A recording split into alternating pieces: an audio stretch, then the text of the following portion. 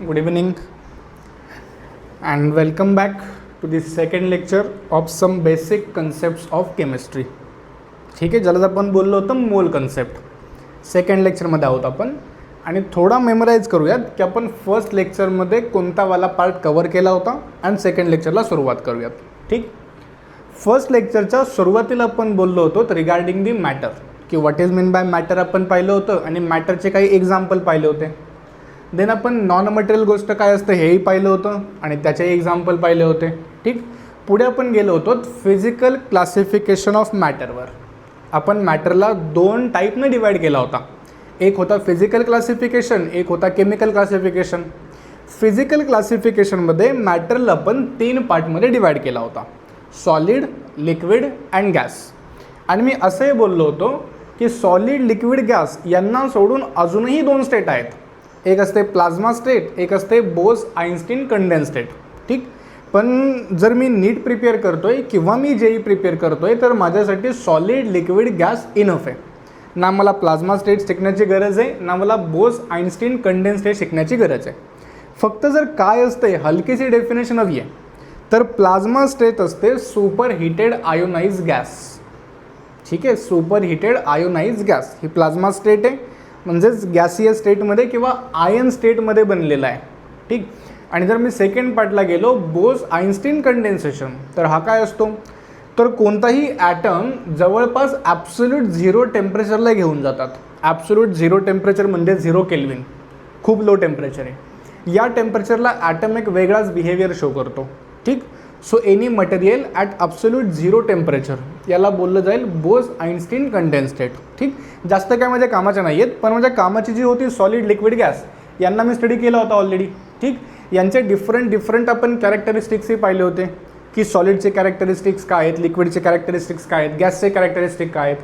आणि देन आपण पाहिलं होतं कन्व्हर्जन की मला सॉलिड टू लिक्विड बनवायचं आहे तर हीट करावं लागेल, लिक्विड टू गॅस बनवायचं आहे हीट करावं लागेल, गॅस टू लिक्विड बनवायचं आहे कूलिंग करावं लागेल, लिक्विड टू सॉलिड बनवायचं आहे कूलिंग करावं लागेल. ठीक आहे, आणि यांच्या बिटवीनच्या प्रोसेसला काय बोलतात आपण यावरही बोललो होतो. पण फक्त असंच नाही आहे की मला गॅसपासून लिक्विड बनवायचं आहे तर फक्त कूलच करावं लागेल किंवा लिक्विड टू सॉलिड बनवायचं आहे फक्त कूलिंग प्रोसेसनंच होईल. आपण जर प्रेशरमध्ये चेंजेस आणले ना तरी आपण या गोष्टी अचीव करू शकतो. अँड सर्टन टेम्परेचरला जर आपण गॅसवर प्रेशर अप्लाय केला तर गॅसचा लिक्विड बनू शकतो. गरजेचे नाही की प्रत्येक वेळी कूलिंगच केली जावी. ठीक, so at a particular temperature जर प्रेशर अप्लाय केला गेला गॅसवर तर गॅस लिक्विड बनतो. या प्रोसेसला बोलतात लिक्विफिकेशन ऑफ गॅस. आता हा पार्ट तुम्हाला स्टडी करायला मिळेल. चॅप्टरचं नाव आहे तुमच्या states of matter, gaseous state. ठीक, जे JEE प्रिपेअर करतायत त्यांच्यासाठी हा वाला चॅप्टर येईल. नीटमध्ये हा चॅप्टर एक 2-3 वर्ष पहिले होता, आता NTAने तो सिलेबसमधून बाहेर काढलेला आहे. ठीक, सो लिक्विफिकेशन ऑफ गॅस जेईवाले त्या चॅप्टरच्या वेळी शिकतील. यानंतर आपण पुढे आलो होतो. अच्छा, ते लिक्विफिकेशनचे एक्झाम्पल 2 आपल्याकडे मस्त येतं. LPG जो आपण घरामध्ये यूज करतो आणि CNG हे लिक्विफिकेशनचे एक्झाम्पल आहेत जे आपल्या डेली लाईफमध्ये येतात. ठीक, पुढे जाऊयात आपण नेक्स्ट पार्टला. तो वाला पार्ट येईल गॅसियस स्टेट चॅप्टरमध्ये. नेक्स्ट आपण पाहिला होता chemical classification of matter. Chemically आपण 2 पार्टमध्ये डिवाईड केला होता. एक होता मिक्सचर, एक होता प्युअर सबस्टन्स. बरोबर. आता हे जे मिक्सचर आहेत ना, या मिक्सचरला सेपरेट करण्यासाठी फिजिकल मेथडनं सेपरेट करू शकतो. ठीक, जशी फिल्ट्रेशन मेथड आहे, डिस्टिलेशन मेथड आहे, क्रिस्टलायझेशन मेथड आहे. ठीक आहे, क्रोमॅटोग्राफी मेथड आहे. आता यातली कोणतीही मेथड तुम्ही अजून स्टडी केली नाही आहे, त्यामुळे लास्ट टाईम ज्यावेळी मी बोर्ड लिहिला होता त्यावर मी नोट्समध्ये तो पॉईंट मेन्शन नाही केला. कारण हा जो टॉपिक आहे हे जे फिल्ट्रेशनचे मेथड्स आहेत हे मेथड्स तुम्हाला शिकायला मिळतील ज्यावेळी आपण GOC चॅप्टर सुरू करेल. ठीक, अकॉर्डिंग टू NCERT ते GOC साईडला त्यांनी ॲड केलेले आहेत, त्यामुळे मी त्यावेळी पॉईंट लिहिला नव्हता. पण फिजिकल मेथडनं तुम्ही मिक्सचरला सेपरेट करू शकता. या जे काही नावं घेतले ना मी, क्रोमॅटोग्राफी, फिल्ट्रेशन, क्रिस्टलायझेशन, हे सर्व मेथड्स ऑफ सेपरेशन्स आहेत. ठीक, आणि मिक्सचरला सेपरेट आपण करू शकतो. पण प्युअर सबस्टन्सला फिजिकल मेथडनं सेपरेट केला नाही जाऊ शकत. हा यांचा दोघांचा बेसिक डिफरन्स आहे. ठीक आहे, पुढे जाऊयात. ठीक, याचा हावाला पण पॉईंट आहे की प्युअर सबस्टन्सला फिजिकल मेथडनं सेपरेट नाही केला जाऊ शकत, पण केमिकलनं केला जाऊ शकतो. प्युअर सबस्टन्सचा जो काही कन्स्टिट्युएंट आहे, तुम्हाला जर कन्स्टिट्युएंट सेपरेट करायचा आहे तर केमिकल मेथड कामाला येईल, पण फिजिकल नाही येणार आहे. फिजिकलनं फक्त पहिला वाला पार्ट मिक्सचर सेपरेट करू शकतो. आता हे जे मिक्सर आहे 2 टाईपचे होते, होमोजिनस, हेटेरोजिनस. ठीक आहे, दोघांना आपण काय असतो हे पाहिलं होतं, दोघांचे एक्झाम्पलही पाहिले होते. आणि हेटेरोजिनसमध्ये 2 एक्झाम्पल पाठ करा बोललो होतो मी. एक होता ब्लड, एक होता मिल्क. त्यामध्ये अजून एक्झाम्पल ॲड करा. थर्ड एक्झाम्पल आहे मड, चिखल. मडसुद्धा हेटेरोजिनसमध्ये येतो. ठीक आहे. पुढे आपण पाहिला होता की जो प्युअर सबस्टन्स आहे ना, हा प्युअर सबस्टन्स फर्दर 2 पार्टमध्ये डिवायडेड आहे. इलेमेंट नावाचा एक इलेमेंट एक पाहिला होता आपण, आणि सेकंड पाहिला होता मॉलिक्यूल. बरोबर. मग इलेमेंट काय असतो, मॉलिक्यूल काय असतो, कंपाऊंड काय असतो, त्यांचं पण एक्झाम्पल पाहिले होते. हा आपला लास्ट लेक्चरचे सर्व पॉईंट होते. आय होप सर्व पॉईंट क्लिअर आहेत आणि सर्व पॉईंट सिम्पल होते. ठीक. जो आपला आजचा अजेंडा राहील की आज स्टडी काय करायचा आहे. आज आपल्याला स्टडी करायचा आहे calculation of atoms, calculation of electrons, calculation of protons, calculation of neutrons, calculation of charge. Completely calculative part आहे. ठीक. यांचा स्टडी आज करायचा आहे. आपला आजचा अजेंडा तो वाला राहील. ठीक. आणि मी रिपीट त्याच पॉईंटनं सुरुवात करतो जिथे आपण लास्ट लेक्चर सुरू केला होता, मॅटर. हा मॅटर काय स्टडी करून झालेला आहे, रिपीट मी त्यावर नाही जाते की what is mean by matter, नाही झालेला आहे तो ऑलरेडी स्टडी करून. मी थोडं नवीन पार्टवर जातो आणि एक स्टेटमेंट लिहितो की matter is made up of atoms. Matter is made up of atoms. Matter हा ॲटमपासून बनलेला आहे. बरोबर. आपण लास्ट लेक्चरला एक्झाम्पल घेतले होते मॅटरचे. कोणकोणता एक्झाम्पल घेतला होता, पेन. हा पेन मॅटर आहे, हो मॅटर आहे. हा मॅटर बनला कोणापासून, ॲटम्सपासून बनला. हा बोर्ड मॅटर आहे, मग कोणापासून बनला, ॲटम्सपासून बनला. आपण स्वतः ह्युमन, आपणही मॅटर आहे.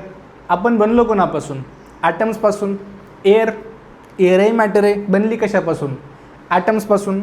जसं अजून फॉर एक्झाम्पल थोडं पर्टिक्युलरली बोलायचं झालं ना आपल्याला, तर वॉटर मॅटर आहे, हो मॅटर आहे. बनलं कोणापासून वॉटर, 2 हायड्रोजनचे ॲटम, 1 ऑक्सिजनचा ॲटम, H2O. बरोबर. कार्बन डायऑक्साईड गॅस आहे, मॅटर आहे. कोणापासून बनला, 1 कार्बनचा ॲटम, 2 ऑक्सिजनचे ॲटम. बरोबर. मिथेन गॅस आहे, CH4. कोणापासून बनला, 1 कार्बनचा ॲटम, 4 हायड्रोजनचा ॲटम. मग जेवढ्या पण दुनियेत गोष्टी ज्यांना पण मॅटर बोलतोय, हा मॅटर बनला कोणापासून, हा मॅटर बनला ॲटमपासून. मी स्टेटमेंट लिहिला, matter is made up of atoms. प्रत्येक मॅटर हा ॲटमपासून बनलेला आहे. आणि ॲटमची फर्स्ट टाईम डेफिनेशन दिली होती डाल्टननं, लगभग 18th सेंचुरीच्या स्टार्टिंगला. बरोबर. की ॲटमची डिस्कवरी अकॉर्डिंग टू सायन्स, ॲटमची डिस्कवरी कोणी केली, डाल्टननं केली. आणि डाल्टननं आपल्याला एक डेफिनेशन दिली की व्हॉट इज द ॲटम. तर डाल्टन बोलतो की atom is the smallest and indivisible particle of matter.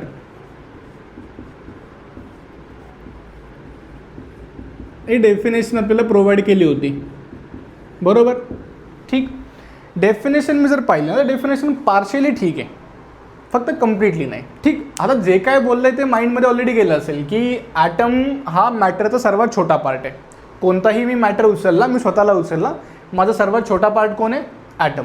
So डेफिनेशनप्रमाणे atom is the smallest and atom is the indivisible. जर आपण थोडं प्रिसाइजली बोललोत ना, तर हा इनडिव्हिजिबल वर्ड काय ठीक नाही आहे. ॲटम इनडिव्हिजिबल आहे असं डाल्टन बोलत आहेत की ॲटम इज द इनडिव्हिजिबल. पण ही रियालिटी नाही आहे ना. आपल्याला ऑलरेडी माहिती आहे की हां, ॲटमलाच डिवाइड करून आपल्याला 3 फंडामेंटल पार्टिकल सापडले होते. First one is the electron, second one is the proton and third one is the neutron. हे जनरल इन्फॉर्मेशन ऑलरेडी सर्वांना आहे. बरोबर. ठीक. 18th सेंचुरीला इनिशियली बोललं गेलं होतं की प्रत्येक मॅटर हा ॲटमपासून बनलेला आहे आणि ॲटम हा कोणत्याही मॅटरचा सर्वात छोटावाला पार्ट आहे. ठीक. कोणताही मॅटर असेल तो बनला ॲटमपासून आणि ॲटम हा सर्वात छोटा पार्ट आहे. पण फर्दर ऑन सायन्स डेव्हलप होत गेला आणि डेव्हलप झाल्यानंतर समजलं की हा ॲटम सर्वात छोटा नाही आहे. हा ॲटम एक पार्टिकल आहे, मॅटरचा ॲटम एक छोटा पार्टिकल आहे, पण तो सर्वात छोटा नाही आहे. ॲटम फर्दर बनलेला आहे तुमचा इलेक्ट्रॉनपासून, प्रोटॉनपासून, न्यूट्रॉनपासून. इलेक्ट्रॉनची डिस्कवरी झाली by the J Thomson sir, then प्रोटॉनची discovery by the Goldstein, then the न्यूट्रॉनची डिस्कवरी जेम्स चॅडविक. हा वेळेला ना आपल्याला नेक्स्ट चॅप्टर आहे structure of atom. So discovery आपली त्यावेळी पाहिली जाईल की इलेक्ट्रॉनची डिस्कवरी कशी झाली, प्रोटॉनची डिस्कवरी कशी झाली, न्यूट्रॉनची डिस्कवरी कशी झाली. हा फक्त एवढा पार्ट आपल्याला आत्ता समजणं गरजेचं आहे की ॲटम फंडामेंटली 3 पार्टिकलपासून बनलेला आहे. या 3 पार्टिकलपेक्षाही अदर पार्टिकल ॲटममध्ये आहेत. पण ज्यावेळी त्यांची गोष्ट येईल त्यावेळी त्यांच्यावर डिस्कस करूयात. सध्या मला काय हवं आहे की 3 फंडामेंटल पार्टिकल आहेत ज्यांच्यापासून ॲटम बनलेला आहे. So atom is not the smallest, ॲटमपेक्षाही स्मॉलेस्ट पार्टिकल आहेत. And atom is not the indivisible, ॲटमलाच डिवाइड करून इलेक्ट्रॉन, प्रोटॉन, न्यूट्रॉन ॲटममध्ये सापडले आहेत ऑलरेडी. ठीक आहे, हे इनिशियल स्टेजला डाल्टनने डेफिनेशन दिली होती ज्यावेळी डिस्कवरी झालेली नव्हती. ठीक आहे, एवढा वाला पार्ट. आणि या ॲटमसाठी आपण 2 टर्म डिफाईन केलेल्या आहेत ज्या आपण स्टडी केल्या होत्या कधी ना कधी. एक टर्म आहे ॲटॉमिक नंबर. आता यांची गरज आहे म्हणून मी हे रिफ्रेश करतो आहे. ठीक, पायकडे पण लिहिलेलाच आहे, त्याबद्दलच बोलायचं आहे आपल्याला. And second one term define केली होती आपण atomic mass number. Atomic mass number represent by A and atomic number represent by Z. कोणत्या ॲटममध्ये किती प्रोटॉन्स प्रेझेंट आहेत हा त्याचा ॲटॉमिक नंबर आहे. हां, आय नो ऑलरेडी, हे झाले ऑलरेडी 10th 9th कुठे ना कुठे आम्हाला पाठ होता, पण सध्या तो गरजेचा आहे. जे आपल्याला कॅल्क्युलेट करायचे आहेत ना त्यासाठी गरजेचं आहे, म्हणून रिफ्रेश करतो आहेत आपण की what is the atomic number and what is the atomic mass number. So what is the atomic number? Atomic number is the number of protons, की कोणत्या ॲटममध्ये किती प्रोटॉन्स प्रेझेंट आहेत हा त्याचा ॲटॉमिक नंबर आहे. जसं हायड्रोजनचा ॲटॉमिक नंबर 1 आहे कारण हायड्रोजनमध्ये 1 प्रोटॉन प्रेझेंट आहे. हेलियमचा ॲटॉमिक नंबर 2 आहे कारण हेलियममध्ये 2 प्रोटॉन प्रेझेंट आहेत. लिथियमचा ॲटॉमिक नंबर 3 आहे कारण लिथियममध्ये 3 प्रोटॉन प्रेझेंट आहेत. बेरिलियमचा ॲटॉमिक नंबर 4 आहे कारण बेरिलियममध्ये 4 प्रोटॉन आहेत सिमिलर टाईपमध्ये. जेवढे प्रोटॉन्स तेवढे ॲटॉमिक नंबर. ठीक, किंवा आपण असाही बोलू शकतो atomic number is the number of electron in a neutral species किंवा इन ए न्यूट्रल ॲटम. जर तुमचा ॲटम न्यूट्रल असेल तर atomic number is the number of electron. जसा कार्बनचा ॲटॉमिक नंबर 6 आहे कारण कार्बनकडे 6 इलेक्ट्रॉन्स आहेत. फक्त कार्बन न्यूट्रल हवा, कार्बनवर कोणताही चार्ज नको आहे. नायट्रोजनचा ॲटॉमिक नंबर 7 आहे म्हणजे नायट्रोजनकडे 7 इलेक्ट्रॉन्स प्रेझेंट आहेत प्रोव्हाइडेड नायट्रोजन न्यूट्रल आहे. ठीक, सो हा वाला डेफिनेशन होता काही ॲटॉमिक नंबरचा जो आपला स्टडी झालेला आहे लोअर स्टँडर्डला, आपण रिफ्रेश केलेला आहे फक्त. Second one is the atomic mass number. What is atomic mass number? It is the number of proton plus number of neutron. Number of proton and number of neutron यांचा सम असतो atomic mass number. ठीक आहे, या काही basic definition होत्या. आता periodic टेबलमध्ये जे फर्स्ट 20 एलिमेंट्स आहेत या फर्स्ट 20 एलिमेंटचा तुमचा ॲटॉमिक नंबरही पाठ हवा आहे आणि ॲटॉमिक मास नंबरही पाठ हवा आहे. तर जे आपले पुढे लेक्चर चालेल, आजचा लेक्चर किंवा इथून पुढे येणारे लेक्चर, तरच फक्त तुम्हाला कॅल्क्युलेशन करता येतील, क्वेश्चन सॉल्व करता येतील. जर ॲटॉमिक नंबर पाठ नसेल आणि मास नंबर पाठ नसेल तर तुम्ही क्वेश्चनमध्ये कुठे ना कुठे अडकणार आहेत. सो ॲटॉमिक नंबर पाठ होणं मस्ट आहे फर्स्ट 20 एलिमेंट्सचा अँड ॲटॉमिक मास नंबरही पाठ होणं मस्ट आहे. लिहिलेले आहेत मी ऑलरेडी. जर ऑलरेडी पाठ असेल तर वेल अँड गुड, नसेल तर एका पेजवर लिहा आणि ते पेज कंटिन्यूस बरोबर ठेवा ज्या ज्यावेळी क्वेश्चन तुम्ही सॉल्व करताय. क्वेश्चन सॉल्व करत करत करत करत मग ते पाठ होऊन जातात. ठीक आहे, हे पहा एलिमेंट. पहिला एलिमेंट कोण आहे आपला? हायड्रोजन. हायड्रोजनचा atomic number 1, mass number 1. Second element कोण आहे? Helium. Atomic number 2, mass number 4. Third आहे lithium. Atomic number 3, mass number 7. Beryllium. Atomic number 4, mass number 9. Then 5 number boron, carbon, nitrogen, oxygen, fluorine, neon. Atomic number 1 to 10. Then sodium, magnesium, aluminium, silicon, phosphorus, sulphur, chlorine, argon, potassium, calcium. Atomic number 11 to 20. हे यांचे atomic number आहेत, हे यांचे mass number आहेत. Atomic number आहेत, mass number आहेत. ठीक, generally ना सर्वांच्या माइंडमध्ये एक कन्सेप्ट अशी फिक्स बसते की सर ॲटॉमिक नंबरपेक्षा ना मास नंबर दुप्पट असतो. ते म्हणतात carbon atomic number 6, mass number 12. झाला 6 to 12. Nitrogen atomic number 7, mass number 14. Oxygen atomic number 8, mass number 16. म्हणजे मास नंबर ॲटॉमिक नंबरच्या दुप्पट असतो. जनरल स्टेटमेंट ठीक आहे पण ऑलवेज करेक्ट नाही आहे. ऑलवेज डबल नसतो. पहा तुम्ही इथे एक्झाम्पल 3 to 6 पण आन्सर किती आहे? 7. डबल नाही आहे, डबलपेक्षा पण जास्त आहे. 4 to 8 पण आन्सर किती आहे? 9. 5 to 10 पण आन्सर किती आहे? 11. गरजेचं नाही आहे की प्रत्येक वेळी डबल येईल. आम्हाला पण पहा 9 टू जा 18, पण आन्सर किती इकडे 19, इकडे सापडतील पहा तुम्हाला. 11 टू जा 22, पण आन्सर किती आहे 23. सो प्रत्येक वेळी गरजेचं नाहीच आहे की डबल आन्सर मिळावं. पहा तुम्ही भरपूर ठिकाणी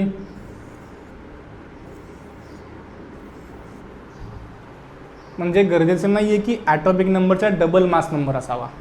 ठीक, त्यामुळे काय वेळ म्हणतात की ॲटॉमिक नंबर पार्ट झाला मास नंबरही पार्ट झाला. नाही, बिलकुल नाही. ॲटॉमिक नंबर मास नंबर दोन्ही पार्ट असायला हवेत. ठीक, हा काय बेसिक पार्ट होता जो मला गरजेचा आहे नेक्स्ट पार्ट सांगण्यासाठी. ठीक, किंवा नेक्स्ट पार्ट समजण्यासाठी आपल्याला. हा जर ऑलरेडी माहीत असेल तर वेल अँड गुड. डेफिनेटली हा माहीत असेल already, atomic number mass number तो माहीत असेल तर वेल अँड गुड. जर पार्ट नसेल तर एका पेजवर लिहा आणि ते पेज कॅल्क्युलेशन करताना प्रत्येक वेळी जवळ ठेवा. सॉल्व करत करत करत पाठ होऊन जातील. ठीक आहे, तुम्हाला हवा आहे तर स्क्रीनशॉट घ्या, मी रफ करतोय. ठीक, नेक्स्ट पार्टवर येतो जो आपला आजचा अजेंडा आहे. आजच्या अजेंडावर येऊयात. First one is the calculations of atoms in a molecule.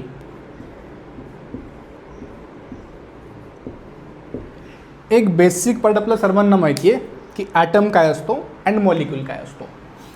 जर मी लिहिला H हायड्रोजन ॲटम आहे आणि जर मी लिहिला H2 मॉलिक्यूल आहे. What is definition of the molecule? It is a group of atom ना. मग आलं ना ग्रुप 2 ॲटमचा. किंवा मी लिहिला नायट्रोजन ॲटम आहे आणि जर मी लिहिला N2 मॉलिक्यूल आहे. जर मी लिहिला ऑक्सिजन ॲटम आहे आणि जर मी लिहिला O2 मॉलिक्यूल आहे. बरोबर. सो ॲटम कोणाला बोलतात, मॉलिक्यूल कोणाला बोलतात आपल्याला ऑलरेडी माहिती आहे.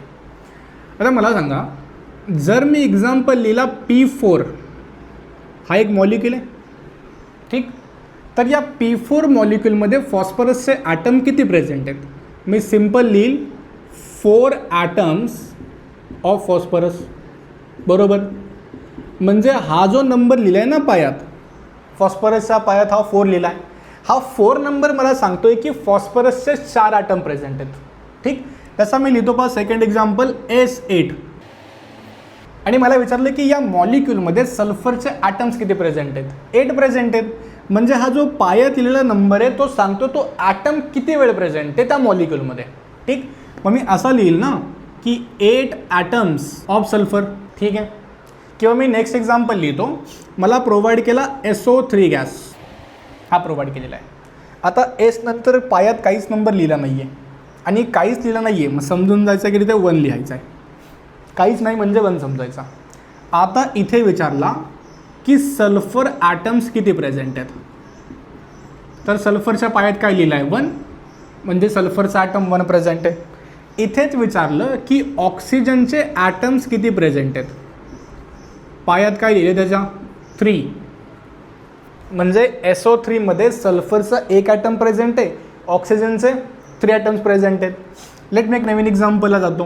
Glucose C6H12O6.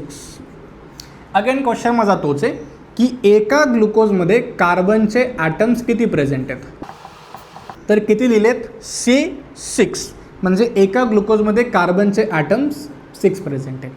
किंवा विचारला हायड्रोजनचे ॲटम्स किती प्रेझेंट आहेत, तर सिम्पल पायात काय लिहिला होता 12, म्हणजे हायड्रोजनचे 12 ॲटम प्रेझेंट आहेत.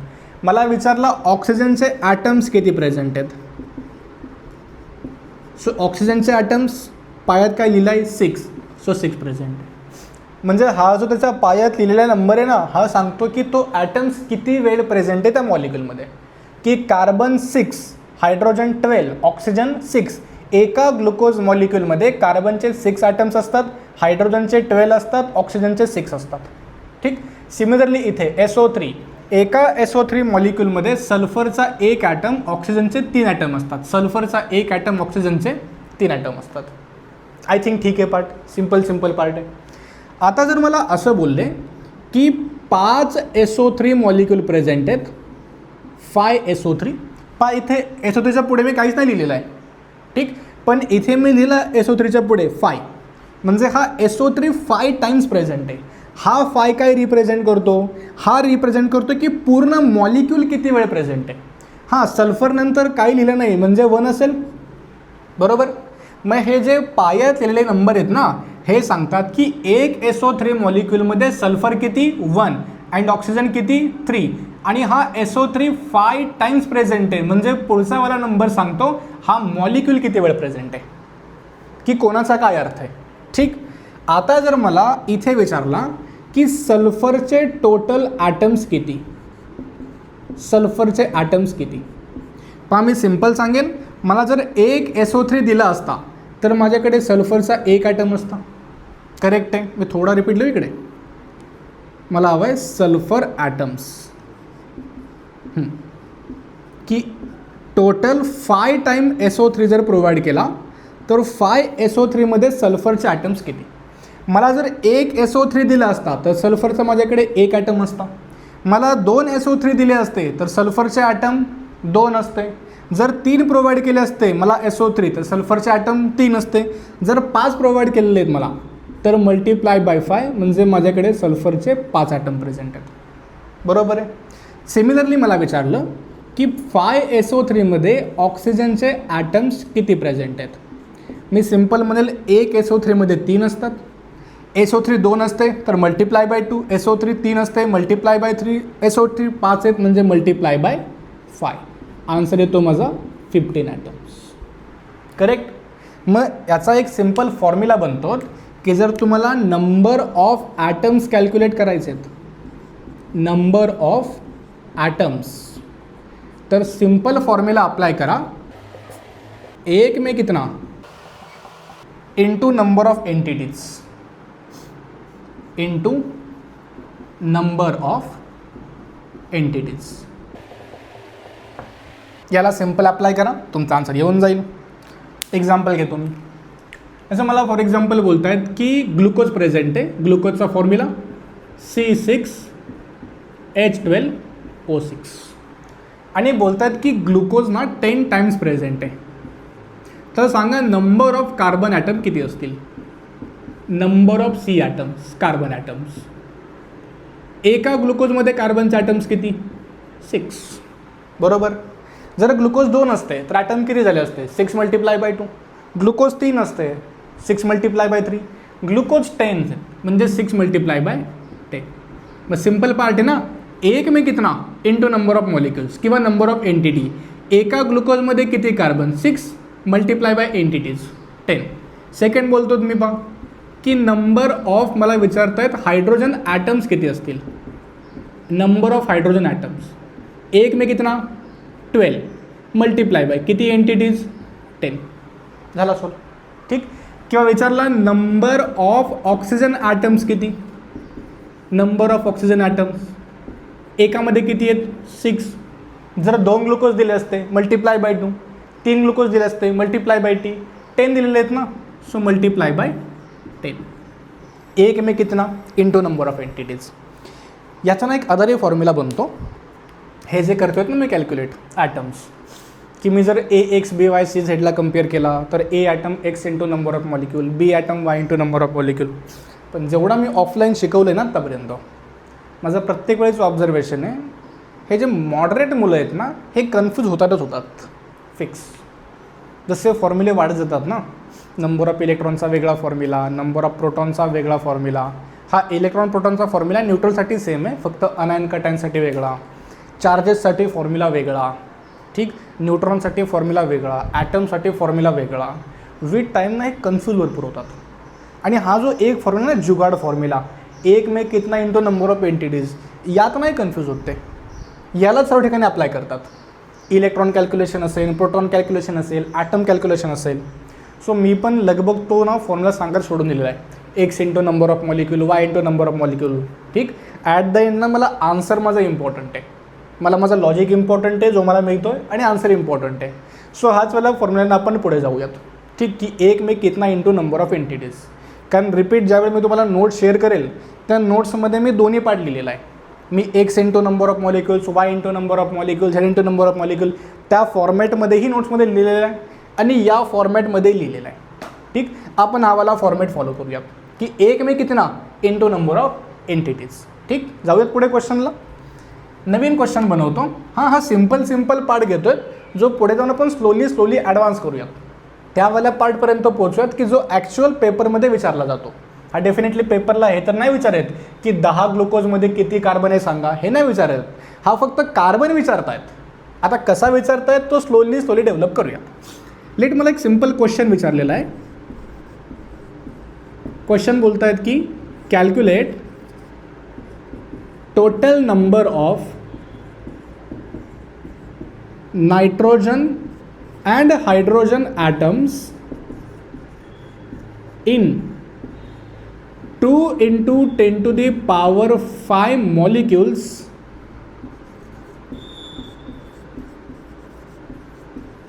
of hydrazine. तो फॉर्म्युला जो सिंपल ऑफ N2H4. हा क्वेश्चन विचारलेला आहे. सिंपल आन्सर की मला पहिला कॅल्क्युलेट करायचे आहेत नायट्रोजनचे atoms. So total number of nitrogen atoms, total number of nitrogen atoms. Formula काय लिहिला आहे पहा आपण, एक में कितना इंटू नंबर ऑफ एंटिटीज. मग 1 इंटू H4मध्ये नायट्रोजन किती प्रेझेंट आहेत, 2. सो 1 में कितना 2 मल्टीप्लाय बाय किती एंटिटीज प्रोव्हाइड केलेल्या आहेत, it is 2 into 10 to the power 5. झाला तुमचा answer 4 into 10 to the power 5. हे आन्सर आहे for the number of nitrogen atoms. सेकंडला येतो मी, total number of hydrogen atoms, की हायड्रोजनचे ॲटम्स किती प्रेझेंट आहेत. काय फॉर्म्युला, अगेन सेम, 1 में कितना इंटू नंबर ऑफ एंटिटीज. मग 1 इंटू H4मध्ये हायड्रोजन किती, 4 मल्टीप्लाय बाय किती एंटिटी प्रोव्हाइड केल्या, it is 2 into 10 to the power 5. Answer बनतो तुमचा 4 to 8 into 10 to the power 5. Simple, 1 में कितना इंटू नंबर ऑफ एंटिटीज. आणि जो एक्सपेक्टेड पण आहे ना, जसं मला इथे बोलले की 5 SO3 प्रेझेंट आहेत. 1 SO3 असता तर 3 ऑक्सिजन, 2 असतील मल्टीप्लाय बाय 2 6 ऑक्सिजन होतील, 3 असतील हे मॉलिक्युल्स तर मल्टीप्लाय बाय 3, 5 आहेत तर मल्टीप्लाय बाय 5. म्हणजे मल्टिप्लाय कशाने करायचे आहेत, किती मॉलिक्युल्स प्रेझेंट आहेत, किती एंटिटी प्रेझेंट आहेत. हा वाला एक्झाम्पल होता ग्लुकोजचा, इकडे दिला मी की C6H12O6. जर एकच C6H12O6 असेल, एकच ग्लुकोज असेल तर कार्बन किती 6. जर 2 ग्लुकोज असतील मल्टिप्लाय बाय 2 करा, 3 ग्लुकोज असतील मल्टिप्लाय बाय 3 करा, 10 ग्लुकोज आहेत मल्टिप्लाय बाय 10, म्हणजे multiply by number of entities. ठीक, इथे एंटिटी किती आहेत, 2 into 10 to the power 5. So multiply कशाने होईल, 2 into 10 to the power 5. So simple, 1 में कितना इंटू नंबर ऑफ एंटिटीज. ठीक, नेक्स्ट अजून एक क्वेश्चन बनवतो मी. हो तर तुम्ही ट्राय करा, रिपीट मी आन्सर देतो. तुमच्याकडे ऑप्शन आहे व्हिडिओ थांबवण्याचा. व्हिडिओ थांबवा आणि ट्राय करा. क्वेश्चन आहे calculate total number of carbon and hydrogen in 5 into 10 to the power 11 molecules of ethane.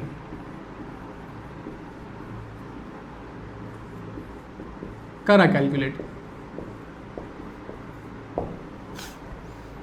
Video थांबवण्याचा ऑप्शन आहे तुमच्याकडे, व्हिडिओ थांबवा, कॅल्क्युलेट करा, मी लिहितो आन्सर. पहा, इथेन मला ऑलरेडी माहिती आहे की इथेन C2H6 असतो. ठीक, आता मला हवं आहे total number of carbon atoms, total number of carbon atoms. Formula काय माझा, 1 में कितना इंटू नंबर ऑफ एंटिटीज. 1 में कितना 2 carbon into number of entity किती प्रोव्हाइड केल्या, 5 into 10 to the power 11. So answer बनतो माझा 10 इंटू 10 टू द पॉवर 11. हे झालं कार्बनचं आन्सर. ठीक, हायड्रोजनला येऊयात. टोटल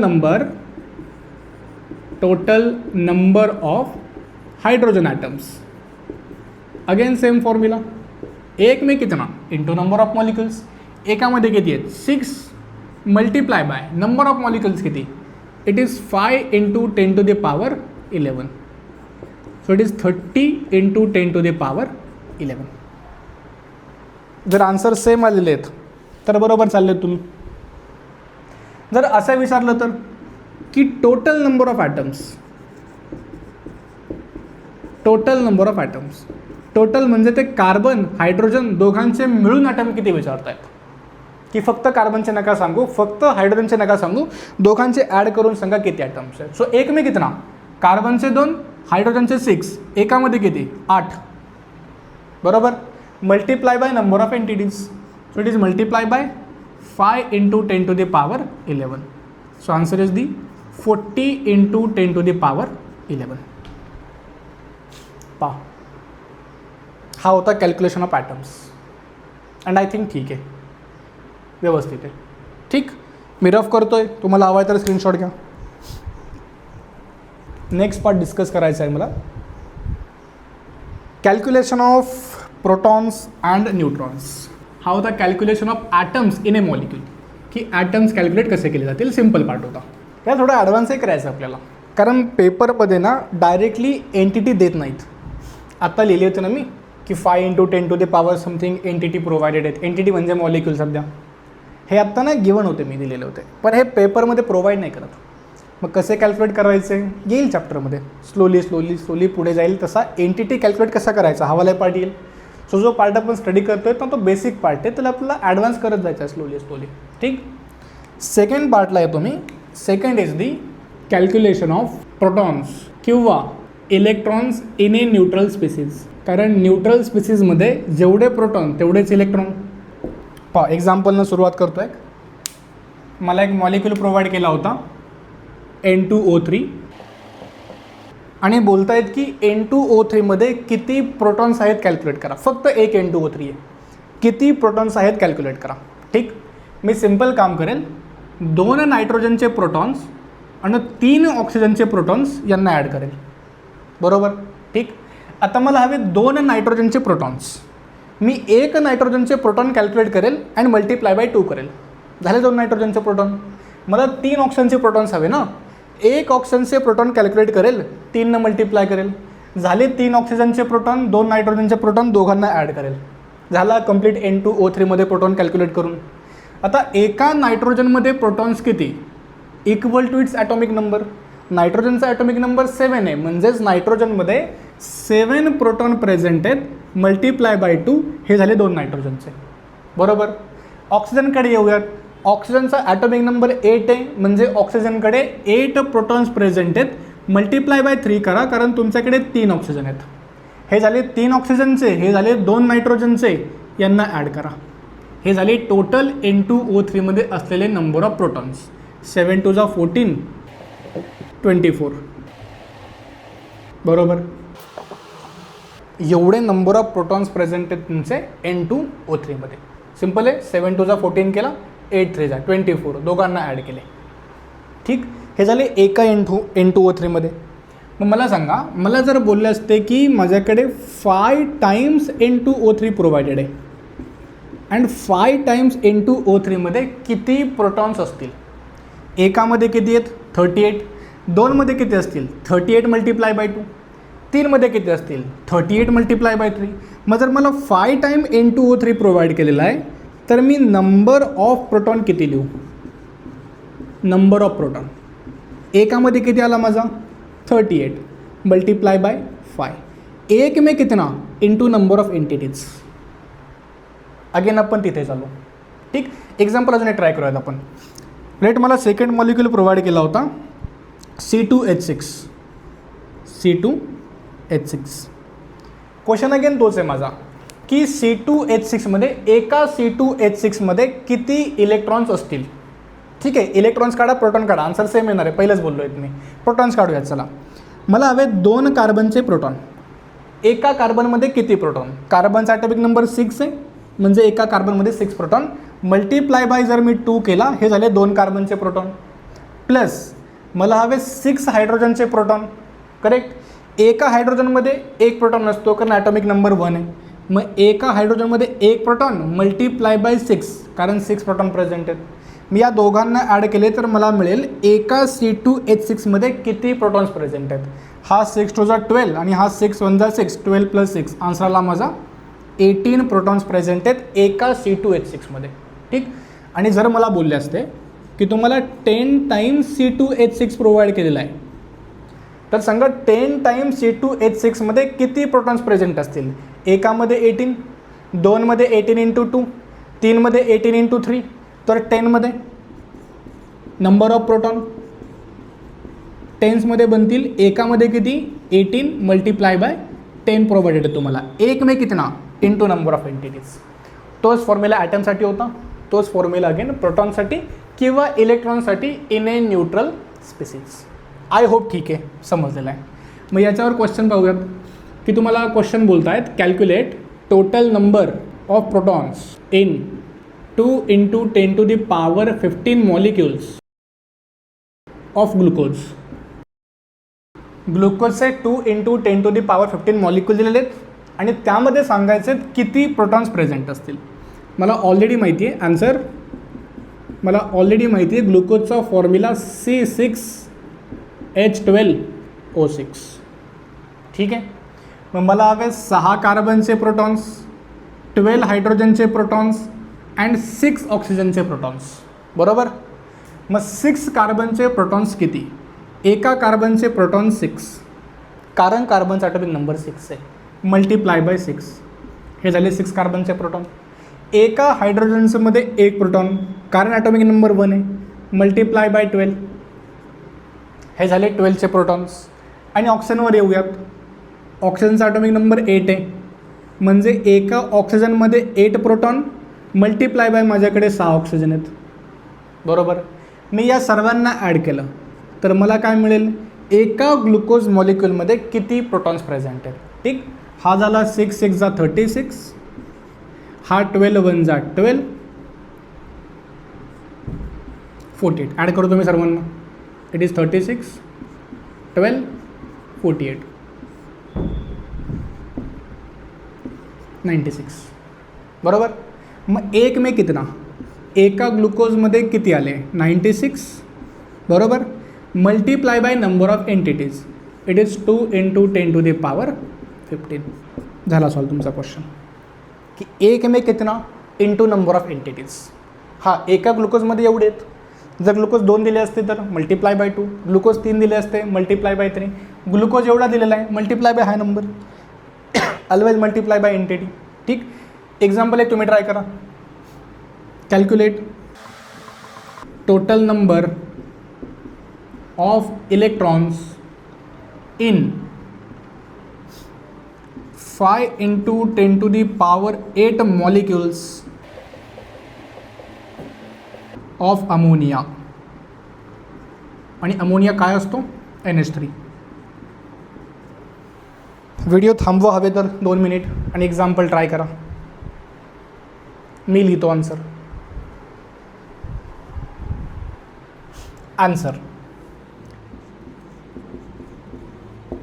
मला प्रोव्हाइड केलेला मॉलिक्यूल आहे अमोनिया, म्हणजे NH3.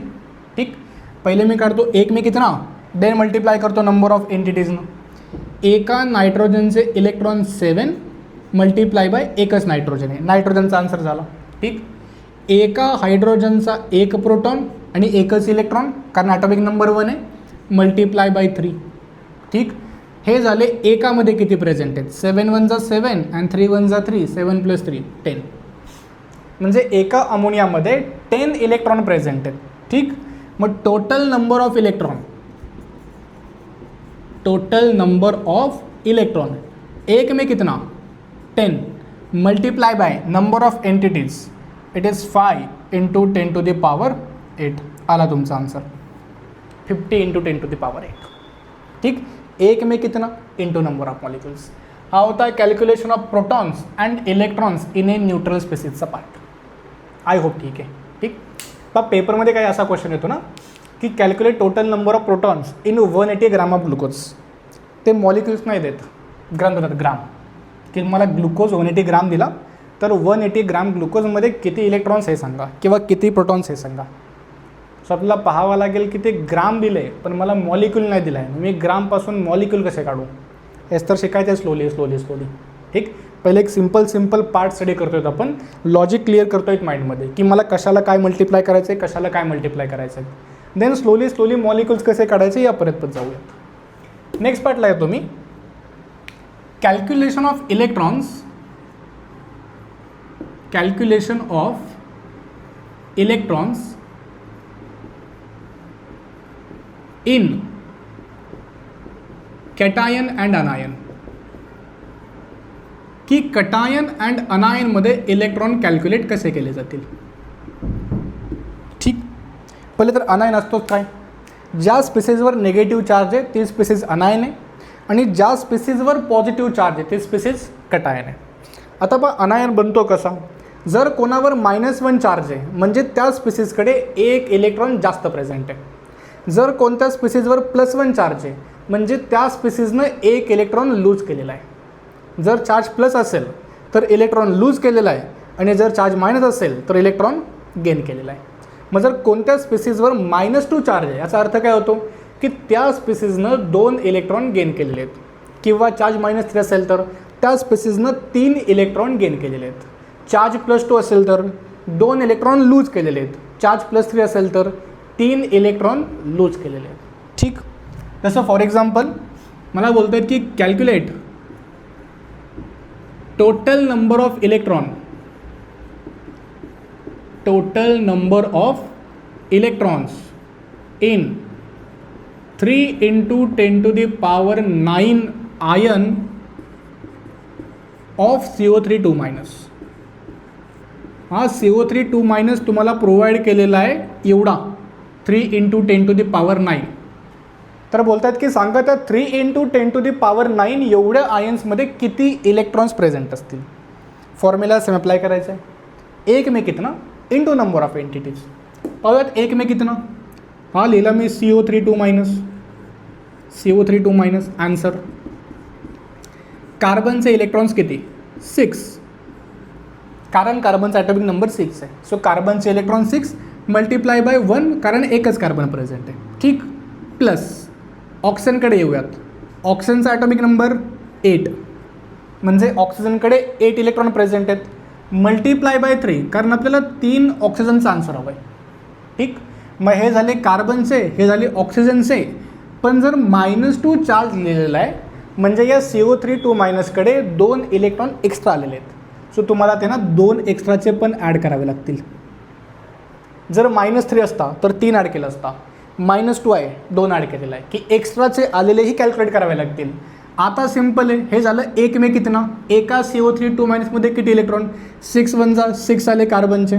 ठीक, 8 × 3 = 24 आले ऑक्सिजनचे आणि तो 2 एक्स्ट्रा. आन्सर किती येतो माझा 32. हा झाला एक में कितना, एकामध्ये एवढे आहेत. जर 2 मॉलिक्यूल असते ×2, 3 असते ×3 आहेत किती 3 × 10⁹ म्हणजे मल्टिप्लाय कोणी होईल 3 × 10⁹. So number of electrons will be equal to एक में कितना 32 × 3 × 10⁹. हा झाला तुमचा आन्सर. आय होप ठीक आहे. ठीक, एक क्वेश्चन लिहितो, ट्राय करा तुम्ही. Calculate total number of electrons in 2 × 10⁵ ions of N3- अझाईड. थांबा, हवा तर व्हिडिओ करा फटाफट ट्राय.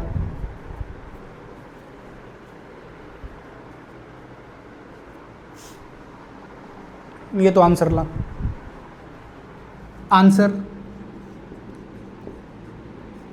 फॉर्म्युला आहे माझा एक में कितना इंटू नंबर ऑफ एंटिटीज. एक में कितना, एका नायट्रोजनमध्ये किती इलेक्ट्रॉन्स 7, कारण नायट्रोजनचा ॲटॉमिक नंबर 7 आहे, × 3 नायट्रोजन. मग हे झाले 3 नायट्रोजनचे इलेक्ट्रॉन ना, 7 × 3 = 21. आणि जर -1 लिहिलेला आहे म्हणजे एक इलेक्ट्रॉन एक्स्ट्रा आलेला आहे, मला तो एक्स्ट्राचा ॲड करावा लागेल. बरोबर. सो हा केला कॅल्क्युलेट मी 21 + 1 म्हणजे 22. हे झाले एका N3- electron × number of entities. It is 2 × 10⁵. बाकी जो काही येईल तो आन्सर 22 × 2 = 44 × 10⁵. हा होता कॅल्क्युलेशन ऑफ इलेक्ट्रॉन इन अनायन. ठीक, एक्झाम्पल 1-2 घेऊयात. Calculation of electron in cation. हवा आहे तर स्क्रीनशॉट घ्या. calculation of electron in cation.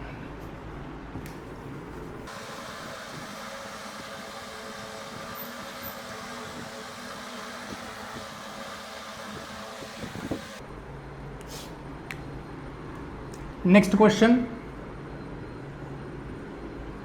calculate total number of electrons in 4 into 10 to the power 6 ions of calcium plus 2. बोलतात की कॅल्शियम प्लस 2 तुम्हाला किती प्रोव्हाइड केला, 4 into 10 to the power 6. सांगा यामध्ये किती इलेक्ट्रॉन्स आहेत. आपला फॉर्म्युला तोच आहे, एक में कितना इंटू नंबर ऑफ एंटिटीज. कॅल्शियमचा ॲटॉमिक नंबर 20 आहे, म्हणजे कॅल्शियममध्ये 20 इलेक्ट्रॉन्स प्रेझेंट असतात.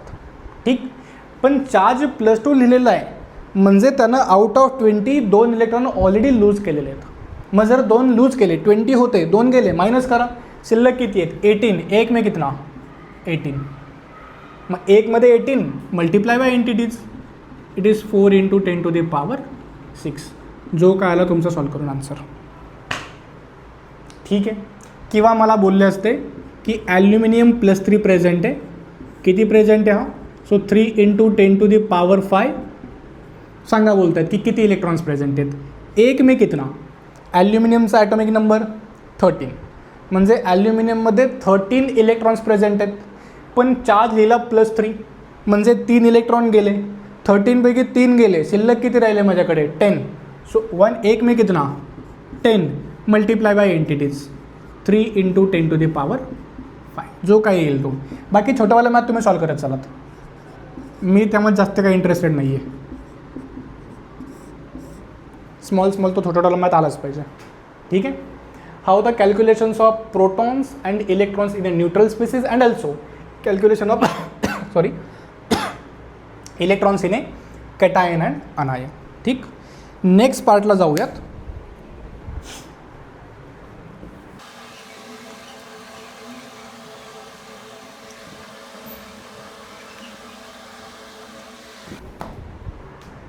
Next is the calculation of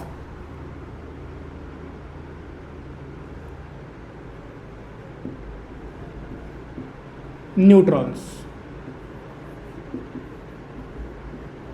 neutrons calculate कसा केला जाईल, पहिलं हे समजून घ्या की न्यूट्रॉन्स A-Z कॅल्क्युलेट केला जातो.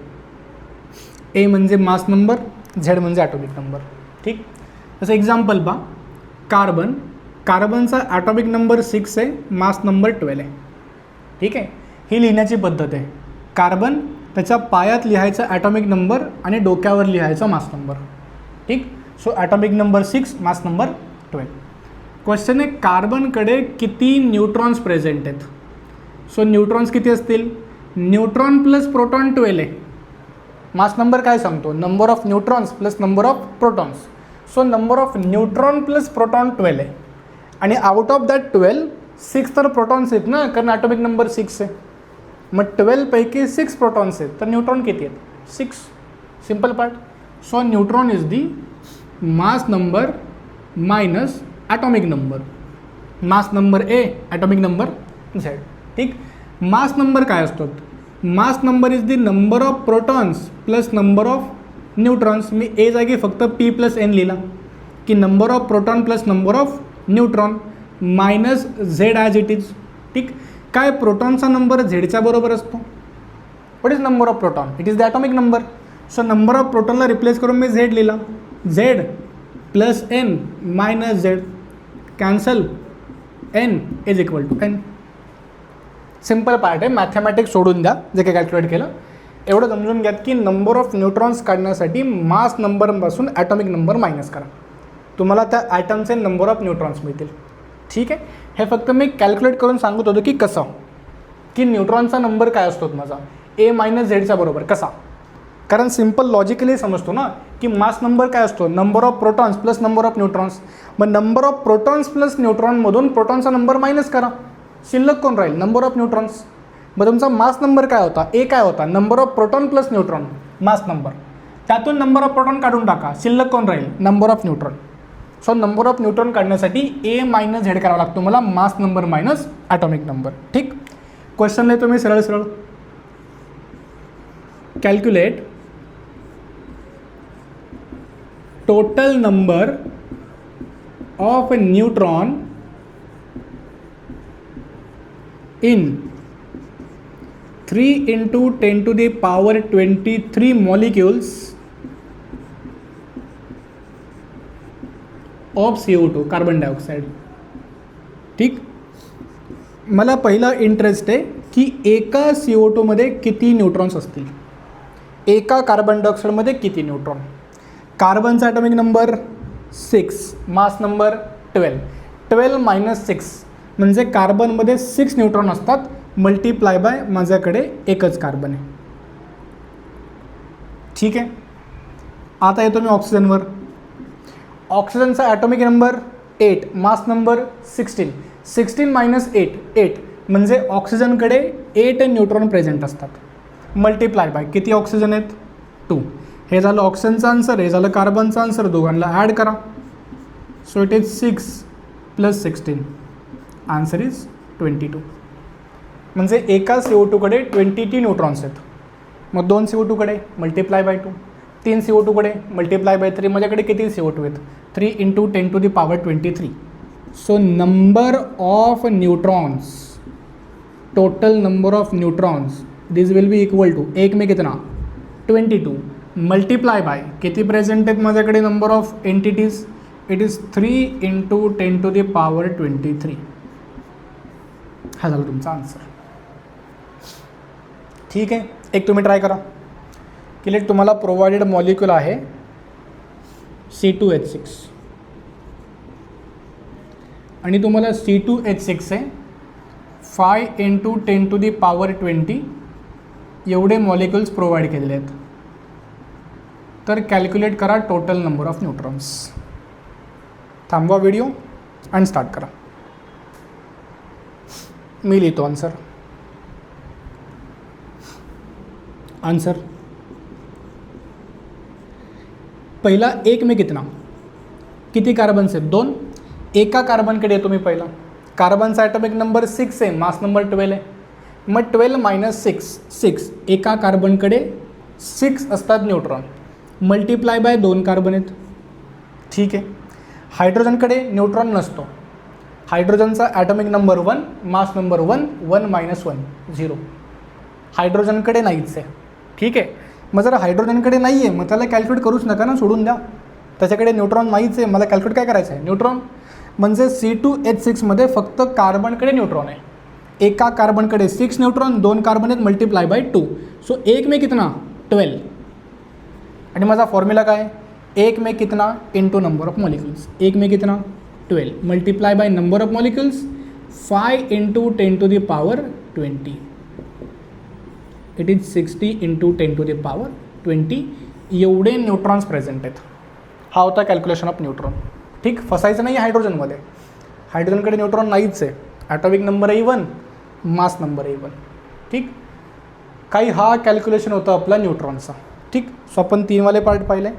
कॅल्क्युलेशन ऑफ ॲटमही पाहिला, कॅल्क्युलेशन्स ऑफ इलेक्ट्रॉन्स, प्रोटॉन्स, न्यूट्रॉन्सही पाहिलेलं आहे.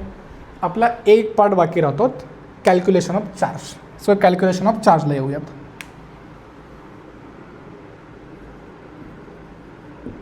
Calculation of charge.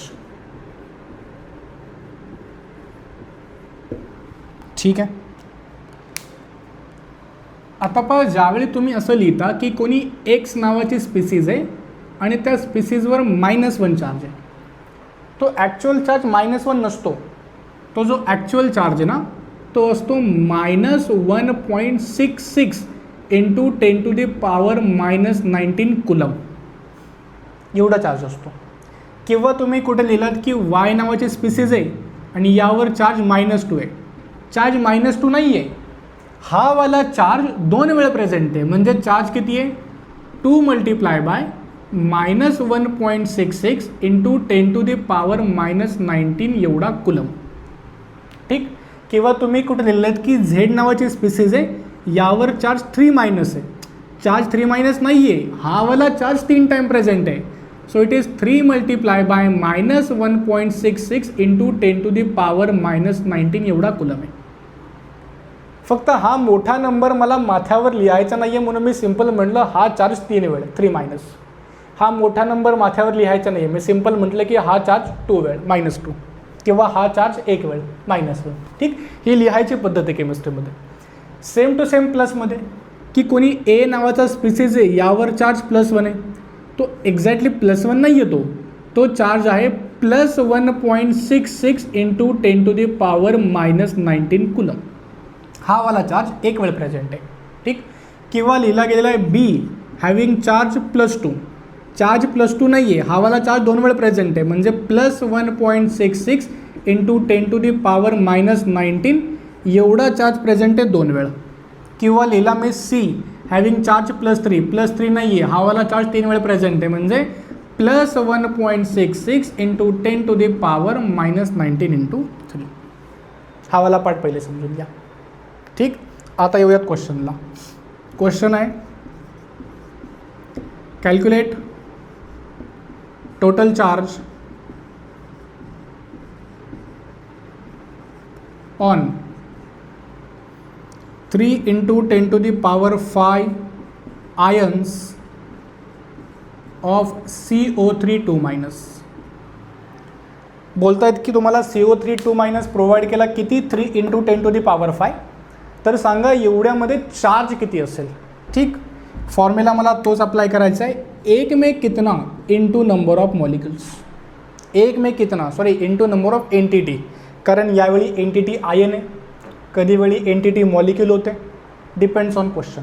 ठीक, 1 पे कितना, एकावर किती चार्ज आहे, एका CO3 वर चार्ज आहे -1.66 इंटू 10⁻⁻19. हा चार्ज 2 वेळ प्रेझेंट आहे, म्हणजे मल्टिप्लाय बाय 2.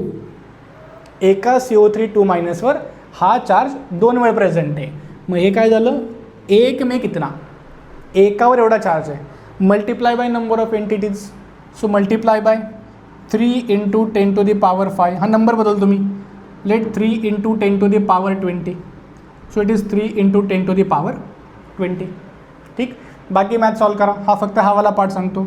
-19 + 19 कॅन्सल, शिल्लक किती राहिला तुमच्याकडे +1. बाकी हे मल्टिप्लाय करा, 3 मल्टिप्लाय बाय 1.66 मल्टिप्लाय बाय 2, जो काय आन्सर आहे मायनसमध्ये येईल तुमचा. ठीक आहे, सेकंड क्वेश्चन करा try. Calculate total charge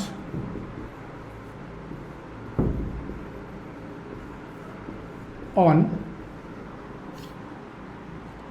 5 into 10⁻23 ions of PO4 3-. थांबवा व्हिडिओ हवा आहे तर आणि कॅल्क्युलेट करा की PO4 3- तेवढे आयन प्रोव्हाइड केले तर चार्ज किती असेल, टोटल चार्ज. मी लिहितो आन्सर. हां, आन्सर फॉर्म्युला माझा तोच आहे अगेन. 1 में कितना इंटू नंबर ऑफ एंटिटीज. एकावर किती चार्ज आहे, एकावर चार्ज आहे तुमचा -1.66 इंटू 10⁻⁻19. हा वाला चार्ज प्रेझेंट आहे 3 टाइम्स, 3 टाइम मायनस आहे. सो हा वाला चार्ज प्रेझेंट आहे 3 टाइम्स. हा झाला एकाचा charge. Multiply by number of entities, किती एंटिटीज आहेत, इट इज 5 इंटू 10⁻23. ठीक, -19 + 19 कॅन्सल करा, शिल्लक किती राहिले, शिल्लक राहिला 10⁻4. बाकी हे मल्टिप्लाय करा, 5 मल्टिप्लाय बाय 1.66 मल्टिप्लाय बाय 3, तुमचा फायनल आन्सर निगेटिव्हमध्ये येईल. ठीक, हा वाला पार्ट होता कॅल्क्युलेशन ऑफ चार्ज. हां, फक्त आता यांच्यामध्ये काय येईल, कटायनमध्ये जिथे तुम्ही -1.66 लिहिला तिथे फक्त +1.66 येईल. ठीक ठीक. आणि लास्ट पार्ट, रिव्हिजन करायला विसरू नका. विदाऊट रिव्हिजन हे माझं डेलीचं ऑफलाईन लेक्चरचं ऑब्झर्वेशन. जे प्रॉपर रिव्हिजन करतात ते विथ लेक्चर बरोबर समजत जातात at the end of chapter त्यांना चॅप्टर कम्प्लिटली क्लिअर असतो. ठीक आहे, प्रत्येक कन्सेप्ट क्लिअर असते. पण जे रिव्हिजन करत नाहीत ते मध्ये कुठे ना कुठे ब्रेक येतो. कुठे ना कुठे जाऊन त्यांना वाटतं की नाही, हे नाही समजत आहे आता. रिझन त्यांचा प्रिव्हियसचा कन्सेप्टच क्लिअर नाही आहेत. सो बेटर वे की नेक्स्ट लेक्चरला येत आहे तर आपला लेक्चर नंबर 1, लेक्चर नंबर 2 दोन्हीही रिवाईज करून यात. दोघांना व्यवस्थित लाईन बाय लाईन पहा, लाईन बाय लाईन समजून घ्यायचा प्रयत्न करा. ठीक आहे, भेटूयात नेक्स्ट लेक्चरला. थँक्यू.